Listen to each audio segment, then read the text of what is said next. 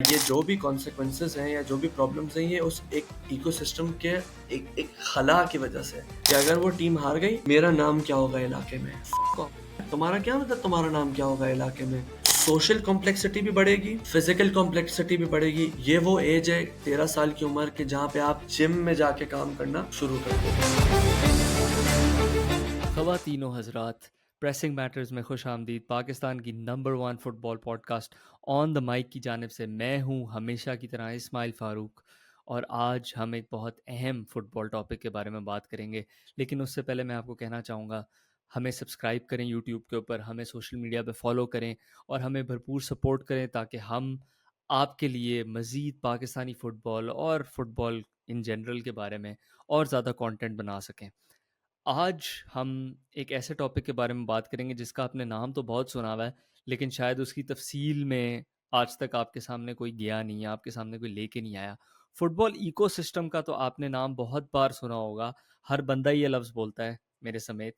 लेकिन शायद किसी ने एक्सप्लेन ना किया हो, शायद किसी ने बताया ना हो फुटबॉल इकोसिस्टम के अंदर होता क्या है, इसका मतलब क्या है। तो अब हम आपको तफसील से बताएंगे कि एक फ़ुटबॉल इकोसिस्टम क्या होता है और इसके कौन से मुख्तलिफ हिस्से होते हैं। हम एक नई फ़ुटबॉल इकोसिस्टम सीरीज़ शुरू कर रहे हैं जो कि बहुत बहुत ज़रूरी है अगर आप पाकिस्तान फ़ुटबॉल के मसाइल को तफसील से गहराई से जानना चाहते हैं और उनके हल के बारे में सोचना चाहते हैं। इस सीरीज़ में हम आपको तफसील से बताएंगे कि एक सेहतमंद फ़ुटबॉल इकोसिस्टम के कौन से मुख्तलिफ हिस्से होते हैं, होने चाहिए। दूसरा कि पाकिस्तान फुटबॉल में उन हिस्सों की क्या सूरत हाल है, और सबसे ज़रूरी चीज़ हम आपको साथ ये भी बताएंगे कि उन इकोसिस्टम के हिस्सों को ठीक करने का एग्जैक्ट ब्लूप्रिंट क्या होना चाहिए। हम फुटबॉल इकोसिस्टम के इन हिस्सों पर तबसरा करेंगे: player development, competitions, national team, infrastructure, coaches development, governance, commercial financial side, और आखिर में प्लेयर मेंटरशिप या वेलनेस। और इसके बारे में हम तफसील से गुफ्तगू करेंगे डिफरेंट लोगों के साथ जिनका आपने पहले शायद सुना हो या पहली दफ़ा सुन रहे हों, लेकिन वो ऐसे लोग हैं जो इन इकोसिस्टम के हिस्सों को डिटेल में जानते हैं।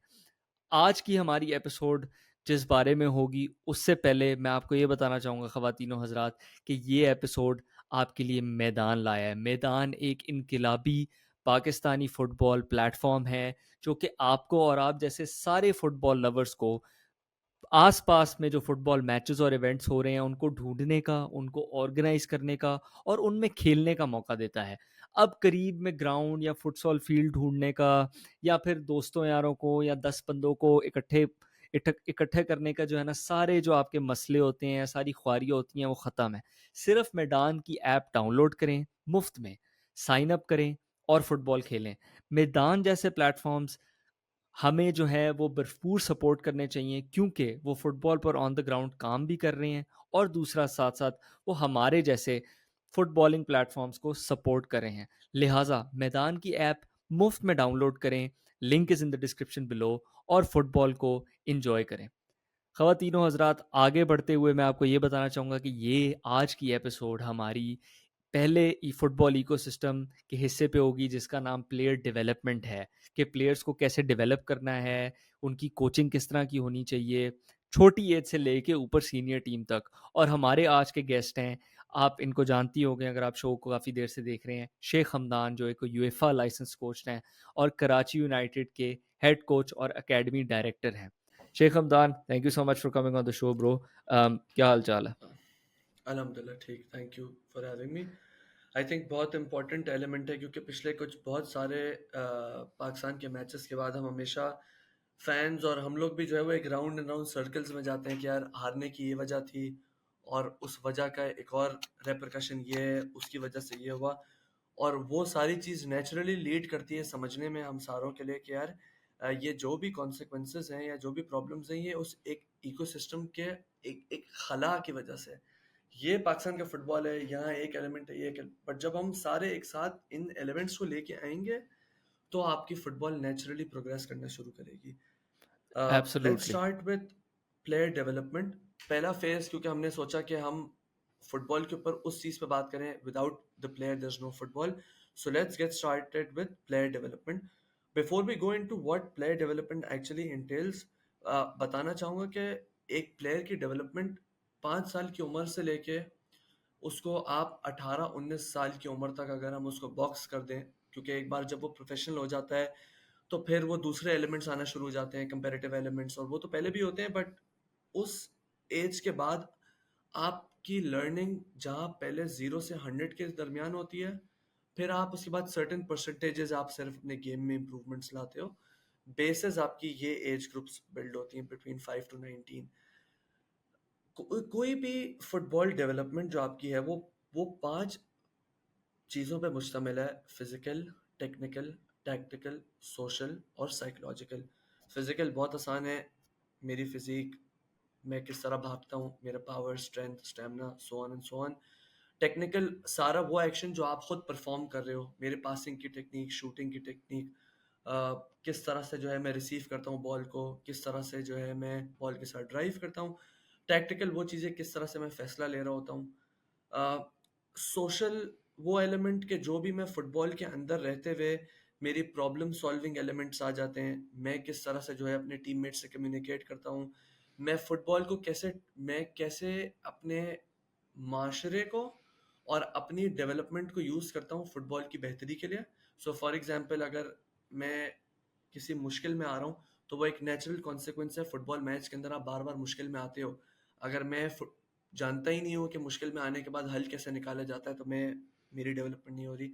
एंड देन लास्टली साइकोलॉजिकल, जो कि बहुत अहम हिस्सा होते जा रहा है आहिस्ता आहिस्ता, शुरू से था बट आजकल के नए दौर में और ज़्यादा उसके एम्फेसिस है कि कितने आप मेंटली स्ट्रांग होते हो, कितना आप सेटबैक को डील कर सकते हो, कितना क्रिटिसिज्म ले सकते हो, ये सारे।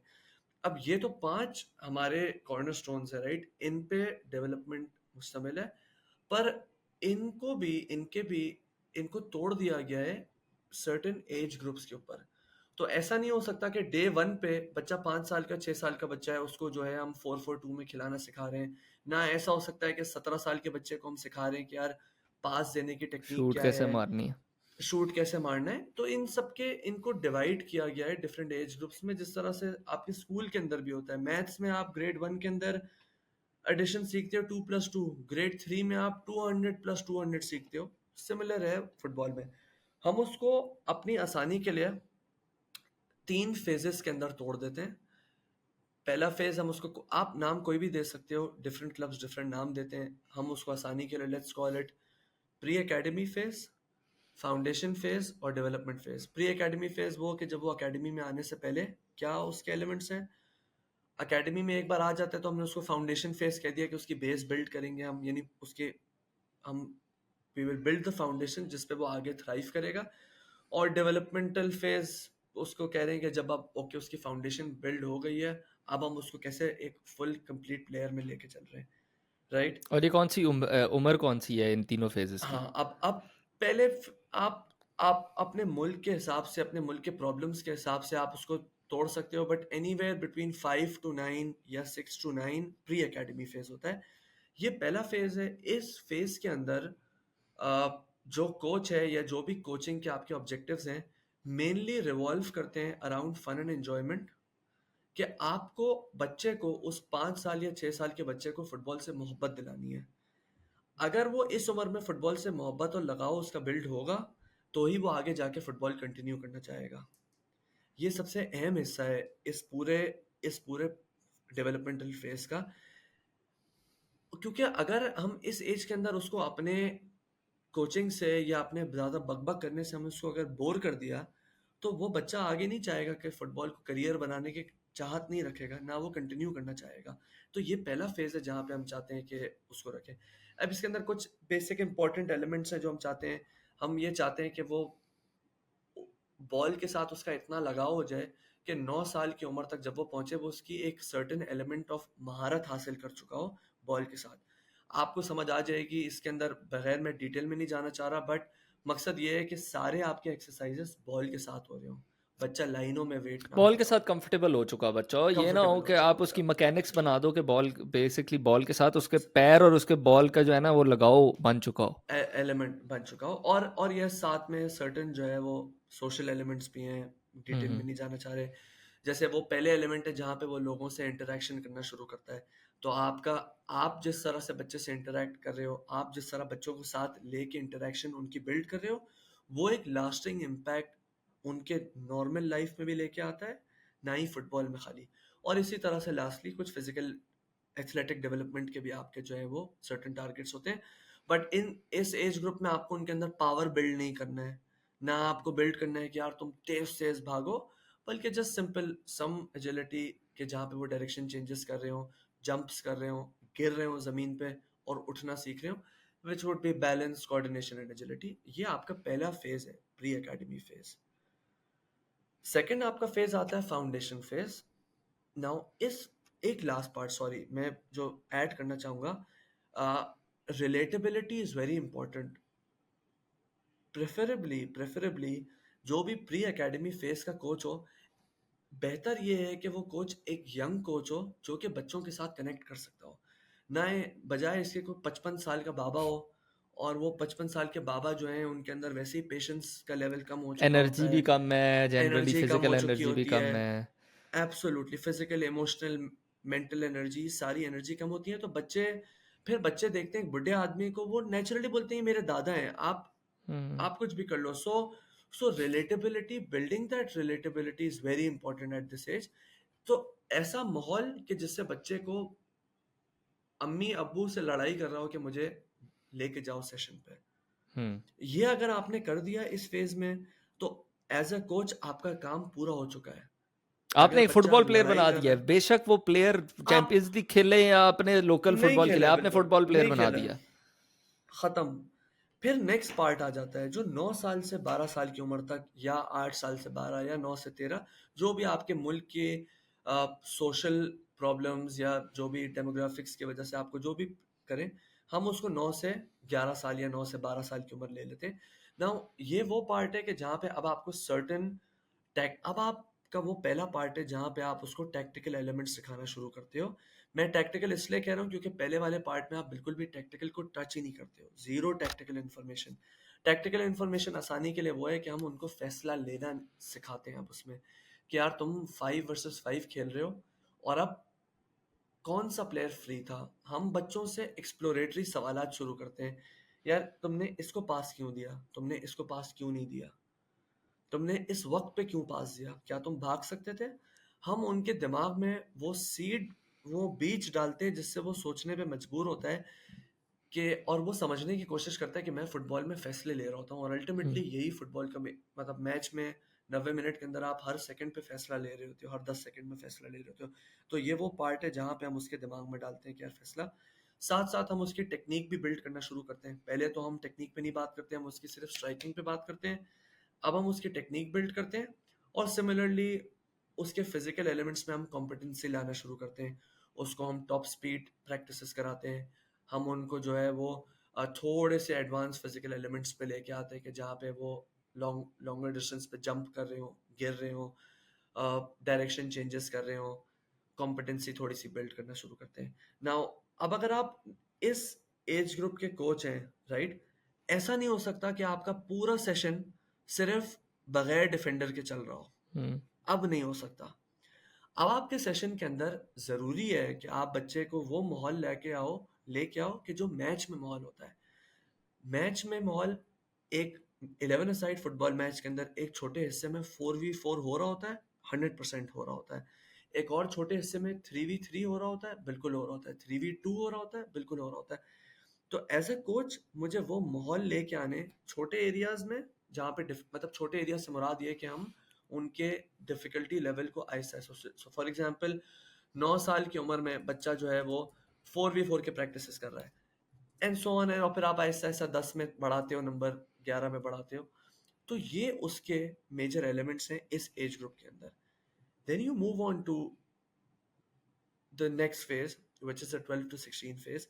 यस, जहाँ पे अब आपने क्योंकि इतना सारा काम 3 साल आपने लगाए टेक्निक बिल्डिंग में, आप फिर भी टेक्निक बिल्डिंग कंटिन्यू करते हो, but that percentage drops from 60% technical development to 20% और 30%, and then you move more towards tactical development, more और big psychological large group development, tactic और और उस तरह कि larger अब इसमें larger फोर groups फोर में टू और आते वो हो। चीज़ें आती हैं जो लोग समझ रहे होते हैं कि फिर सिर्फ आप वही उनसे कोचिंग है। फॉर्मेशंस, यस, फॉर्मेशंस के बारे में बात करते हो, उनको स्ट्रक्चर्स में खेलना सिखाते हो। इस प्लेयर तरह से रोल्स इसमें आप आते उसको हैं, करते हो। प्लेयर रोल्स के मेरा विंग बैक एग्जैक्टली ये करेगा, एग्जैक्टली, प्लेयर रोल्स, फलाना ये ये करेगा। मेरा विंगर है, फुल बैक हम्म। की ये जॉब है, this is what is required of you. Now इस एज ग्रुप में we are leading him towards a path where he now has to understand के 11 अ साइड के अंदर वो किस तरह से अपना किरदार अदा करता है, एक और उसको चीज। हम ये समझाने की कोशिश करते हैं कि तुम तो ये किरदार अदा कर रहे हो, तुम फुल बैक हो, और तुम्हारे तुम्हें किस मोमेंट पे ओवरलैप करना है। तो वो अंडरस्टैंडिंग आती है कि हम एज ए यूनिट खेल रहे हैं, ना कि खाली तुम्हें अपने बारे में परेशान होना है, अब तुम्हें अपने से आगे और अपने से साइड वाले और अपने से पीछे वाले को भी ध्यान रखना है। वो आपके, सो आपने जीरो से स्टार्ट किया जहाँ बच्चा अपने ऊपर मगन है, फिर आपने कहा कि यार 4v4, फिर आप बिल्ड करते गए, ये आपका। एग्जैक्टली मैं इसी पॉइंट पे बस कहने लगा था कि स्कूल वाली अगर हम मिसाल लें, तो फॉर एग्जांपल शुरू में कहा कि 2+2, फिर 200 वर्सेस प्लस 300 जो है वो करवाया। फिर आहिस्ता आहिस्ता जाके क्लास 6 7 क्लास में तकरीबन आपकी अलजबरा आती है, ठीक है, कि x3x+5 इज इक्वल टू या फलाना 10 या जो भी है, ठीक है। वो आपने बिल्कुल बिल्कुल। सिखाया, वो जो क्या उसे कहते हैं उस फेज में, क्या उसे कहते हैं फाउंडेशन फेज में। उसके बाद जब आपने अलजेब्रा सीख ली होती है, तो फिर आप, और वो फुटबॉल के अंदर भी है कि जब आपने उन्हें टैक्टिकल शुरू, पहले तो एक टैक्टिकल एलिमेंट आप लेके आए ना कि यार डिसीजन मेकिंग भी कुछ होता है, आपने सोचना है डिसीजन मेकिंग के लिहाज से कि टैक्ट मतलब क्या फुटबॉल में आप डिसीजन दे सकते हो। तो पहले जब आपने उसको पहले आपने अपने रिलेटिव और एक और बंदे के रिलेटिव डिसीजन ले रहे थे, फिर आप 13-14 साल की उम्र में बच्चे को बोलते हो यार मिडफील्डर भी ऑप्शन है, विंगर भी ऑप्शन है, फिर आप उसे तुम किस कैलकुलस वक्त पे कराना शुरू होते हो अंडरलैप। अलजेब्रा के साथ, फिर आप एब्सोल्युटली। उसे कहते हो कि यार और अब ये सिमिलरली कॉम्प्लेक्सिटी बढ़ गई है।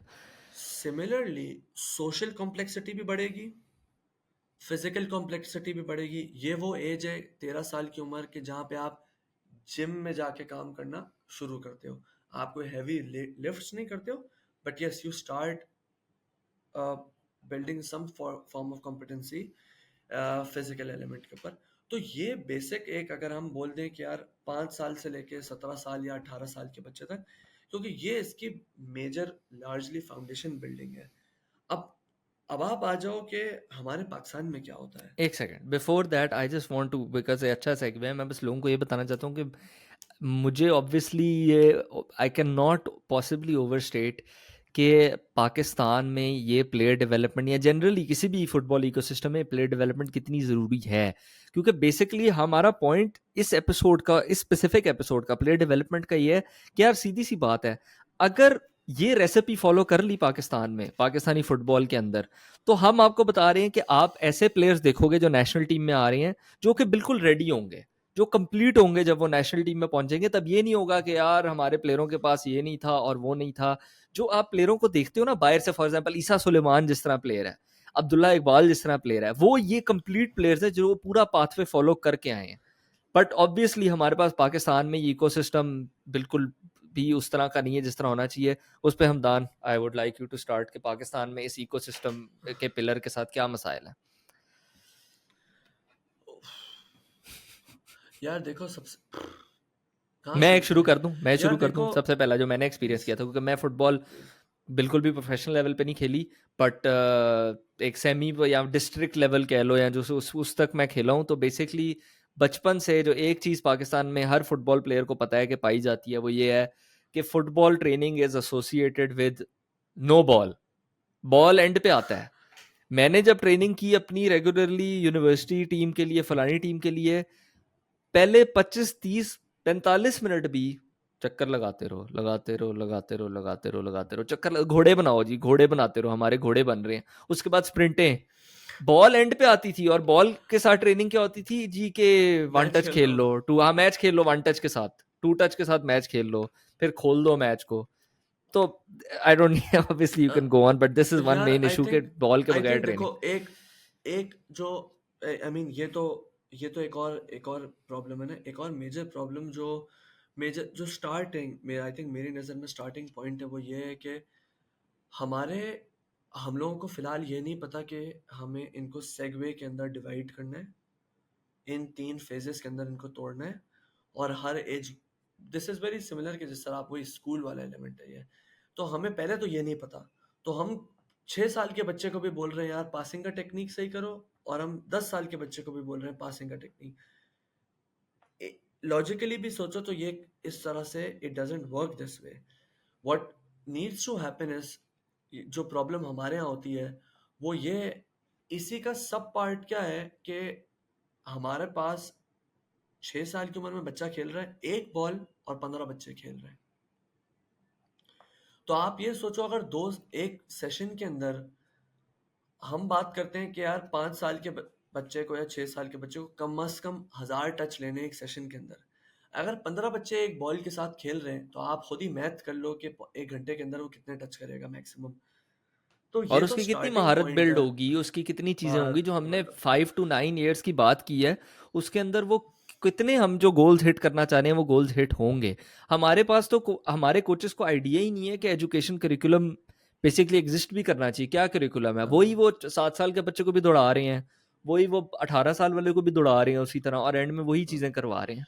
तो सब सेम एक्सरसाइज कर रहे हैं ना, मोर और लेस।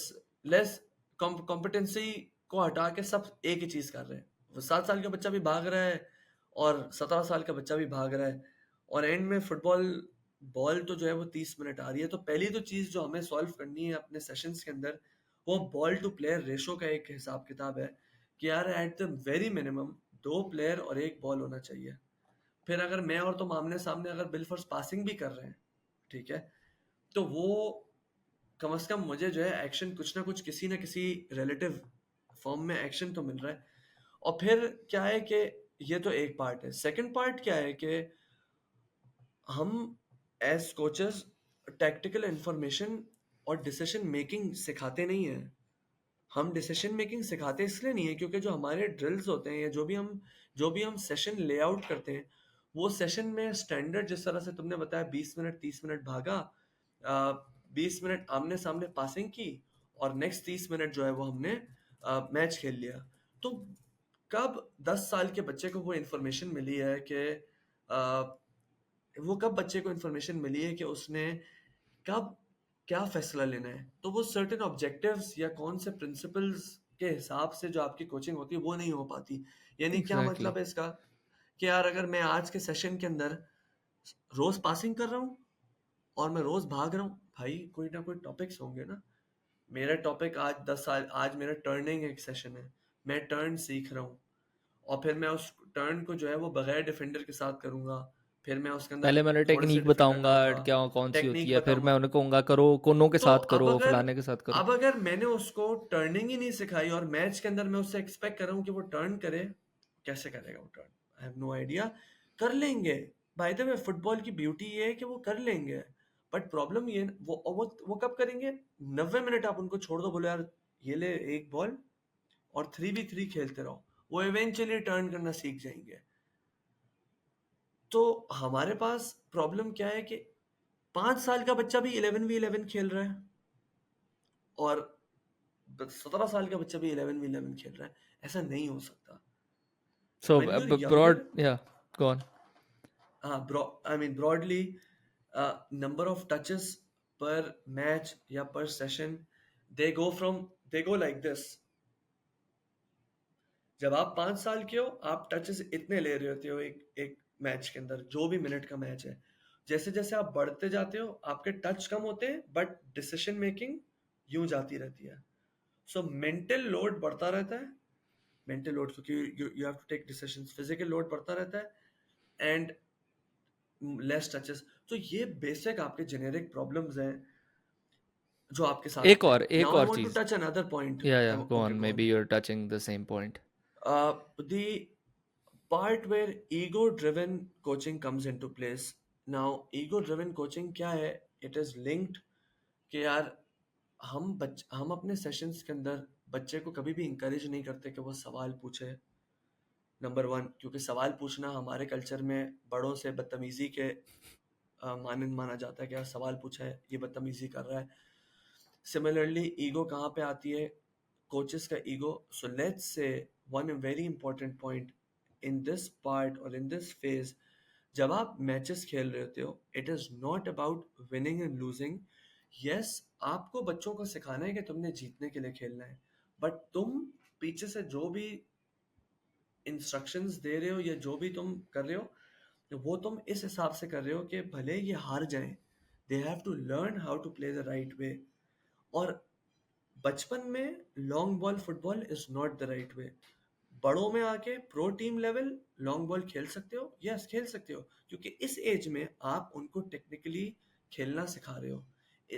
बट कोचेस का ईगो इतना बड़ा होता है। मैंने 9 साल के बच्चों के अंदर, नॉर्मली ये नॉर्मल प्रैक्टिस है सुनना, कुत्ते का बच्चा फेंक आगे बॉल, क्या बात करने की तमीज सिखा रहे हो? क्या उसको बात करने की तमीज को अगर हटा भी दो तो आप उसको गलत ही चीज वो अगर आगे फेंकता रहेगा तो सेंटर बैक को कभी भी अंडर प्रेशर बॉल लेने की आदत ही नहीं होगी। नेशनल टीम में पहुंचेगा और हम शिकायत करेंगे, यार वो तो जो है ना पोजेशन फुटबॉल बिल्डअप नहीं होता। यार बिल्डअप नहीं होता, यार सलीम शाह जो प्लेयर है उसको तो बिल्डअप नहीं आती, यार इसको निकालो। उसने कभी खेला ही नहीं है ना, उसके उसको कोच कोच ने उसको वो गालियां देता था। अब स्टीफन उसको कॉन्स्टेंटाइन आके उसको बोल दे जानी बॉल रखो, उसके थरथल्ली मच वो जाएगी दिमाग में, हिल उसको आता ही जाएगा, नहीं है। हिल जाए, क्योंकि उसने किया वही नहीं है कभी। तो आपको यूथ कोचिंग के अंदर अपना ईगो को पार्क असाइड करके उनको वो एनवायरनमेंट देना है कि जहाँ पे भले वो हार भी जाएं, but they are learning the technique and they learning how to take decisions. वो सारी चीज कर, क्यों लेट्स से कि मैं बोलूं कि भाई मेरे मुल्क का ऑब्जेक्टिव लॉन्ग बॉल फुटबॉल है, और हम तो बच्चे को भी लॉन्ग बॉल सिखाएंगे। 20 साल बाद जब वो प्लेयर 10 साल वाला, 10 साल बाद नए कोच आए, गेम मॉडल बदल गया, अब बात कर रहे हैं यार नहीं अब हम जमीन पे रखेंगे। तो वो तुम ये सोचो कि 10 साल पहले उस बंदे ने जमीन पे रखना सीखा ही नहीं है, अब वो बोलेगा यार ये क्या हो गया। एंड सिमिलरली लॉन्ग बॉल मना नहीं है, it's not, don't get me wrong कि हम मना कर रहे हैं, हम बल्कि उनको वो वाली चीजें सिखा रहे हैं। हम उनको जमीन पे लेना भी सिखा रहे हैं और लंबी चीजें भी सिखा रहे हैं, हम उनको सारी चीजें सिखा रहे हैं। मैं बस ये इसमें ऐड करना चाहूँगा कि मेरे ख्याल से अगर आप उनको छोटा खेलना, अंडर प्रेशर खेलना सिखा रहे हो तो वो लॉन्ग बॉल फुटबॉल कभी भी ज़िंदगी में खेल सकते हैं, लेकिन आप रिवर्स नहीं जा सकते। अगर आप उन्हें कभी एब्सोल्युटली। उन्हें अंडर प्रेशर ना सिखाया तो वो कभी वो नहीं कर सकते। लॉन्ग बॉल तो यार तुम फॉर एग्जांपल अगर तुमने ज़्यादा ही उनको फोर्स करना है तो तुम चीख चूख खा के जैवी को भी बना दोगे कि तुम भी लॉन्ग बॉल है मारते रहो वरना तुम्हें टीम से निकाल देंगे। लेकिन कभी भी तुम, क्या मैं बोलूं यार, वो उसको फॉर अंडर एग्जांपल प्रेशर खेलना नहीं सिखा अंडर सकते, प्रेशर अंडर खेलना प्रेशर नहीं नहीं। सिखा सकते, मतलब सो किसी लॉन्ग बॉल ईगो, प्लेयर को आप नहीं बना सकते उस तरह। और ईगो क्या है, ईगो क्या है, last point on this, ego क्या है कि अगर वो टीम हार गई तो मेरा मेरा नाम क्या होगा इलाके में, यार फक ऑफ यार, तुम्हारा क्या मतलब तुम्हारा नाम क्या होगा इलाके में। It is a game by the players, for the players. If you take out the players there is no coach, ठीक है, प्लेयर नहीं है तो कोच ही नहीं है, राइट। ये गेम उनके लिए है और हम उनके सर्वेंट्स हैं। We're the ones who are here to help them. We're the ones who have to nourish them. हमारे बारे में it's nothing about us. Last part on this, and I think we should end it. Coaching के ऊपर से it's a quote, very good quote. No coaching is much better than bad coaching. इसका मतलब क्या है कि कोच हो ही ना और आप गली के अंदर 3v3 खेलते रहो, is much better than bad coaching. और खाली तुम नहीं, फ्रांस के फुटबॉल कल्चर के अंदर इट्स अ मैं मेजर इसका एलिमेंट कि सबूत वो हूँ ब्रो। केजेस, और मैं शायद उसके ऑपोजिट वाले का हूँ, क्योंकि हमें तो बताते थे यूं दौड़े लगाओ और यूं करो, तो मैं मुझे तो तुम्हें टचेस बताता हूँ, कभी खैर भी तुम मिले वो ही नहीं। फ्रांस का बता तो दो एग्जाम्पल। फ्रांस के players, they grew up on playing in cages, right. और वो उन केजेस में जब खेलते हैं तो क्या है, 3v3 4v4 खेल रहे हैं, कोई कोच नहीं है, 2-2 घंटे खेले जा रहे हैं, खुद ही फैसला लेना भी सीख रहे हैं क्योंकि उस एनवायरनमेंट में मौजूद हैं, खुद ही टेक्निक भी सीख रहे हैं, आज नहीं तो कल सीख रहे हैं, और खुद ही टर्न करना सीख रहे हैं, रादर देन मैं बोलूं आज के दिन हम सिर्फ टू टच फुटबॉल खेलेंगे। फुटबॉल मैच के अंदर खाली two, I am just giving an example, don't take it the wrong way, but क्या फुटबॉल मैच के अंदर कोच बाहर से आवाज देता है टू टच ओनली? नो। वो जो भी इन्वायरमेंट होता है उसके हिसाब से आपको फैसला लेना होता है ना। तो 4v4 अगर मैं मैच खेल रहा हूँ और मेरे डिफेंडर पीछे खड़े हुए तो मैं टू टच क्यों खेलूंगा? वो आपको नो कोचिंग सिखा देती है, क्योंकि जब आप गलती करोगे 2-3 बार आप खुद ही सीख जाओगे उसके अंदर। So absolutely. Yeah this I is would, very yeah broadly speaking coaching और player, I think largely this is down to player development. उसका एक नेचुरल एलिमेंट कोच है, क्योंकि कोच ने ही प्लेयर को डेवलप करना होता है, ये एब्सोल्युटली आई उसके थिंक, एलिमेंट्स हैं। या एब्सोल्युटली आई थिंक कि जनरली लेडीज जेंटलमैन आपको ये एपिसोड देखने के बाद एग्जैक्टली पता चल गया होगा कि कोचिंग स्लैश जो प्लेयर डेवलपमेंट का जो एक खित्ता है फुटबॉल इकोसिस्टम के अंदर, उसके अंदर वो क्या होता है, उसके अंदर पाकिस्तान फुटबॉल के अंदर क्या मसाइल हैं, और जनरली हमने ये भी डिस्कस कर लिया ब्रॉडली हमदान कि उसका सही तरीका क्या होना चाहिए, ऑब्जेक्टिव्स और सॉरी प्रिंसिपल बेस्ड कोचिंग, ठीक है, ball to player to ball ratio जो है वो क्या होना चाहिए, यस, ईगो ड्रिवन कोचिंग नहीं होनी चाहिए, और बॉल के बगैर ऑब्वियसली ट्रेनिंग नहीं होनी चाहिए, और सबसे ज़रूरी चीज़ कि उनको एक करिकुलम, कोचेस को पता हो कि यार करिकुलम है एक, इनको हमने different pre school, middle school, high school के अंदर हमने इसको जैसे ब्रेक करते हैं उस तरह हमने इसको ब्रेक करना है। लेडीज जेंटलमैन, ज़रूर ज़रूर ज़रूर इस फुटबॉल इकोसिस्टम सीरीज़ को आप देखें, इसको शेयर करें, और हम इसके बाद जो बाकी पार्ट्स निकालेंगे, जो कि बाकी सारे जो हैं वो इसके एस्पेक्ट्स उनके बारे में होगा डिटेल के अंदर, उनको भी देखिएगा, stay tuned for them. This was just one of many episodes जो हम इस टॉपिक फुटबॉल इकोसिस्टम के ऊपर करेंगे। Thank you so much Hamdan for coming on the show, thank it's you. Always a pleasure. Ladies and gentleman, Ismail Farooq, until next time, take it easy.